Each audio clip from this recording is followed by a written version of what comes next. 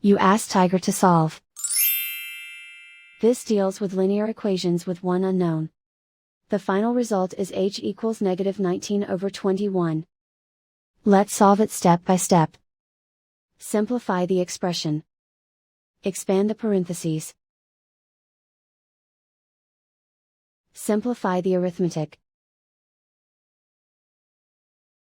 Multiply the coefficients.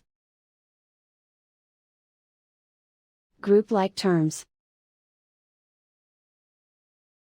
Simplify the arithmetic. Group all constants on the right side of the equation. Subtract 14 from both sides. Simplify the arithmetic.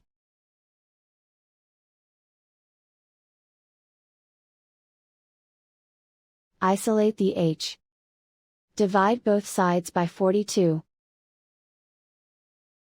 Simplify the fraction. Find the greatest common factor of the numerator and denominator. Factor out and cancel the greatest common factor. And so the final result is h equals -19/21.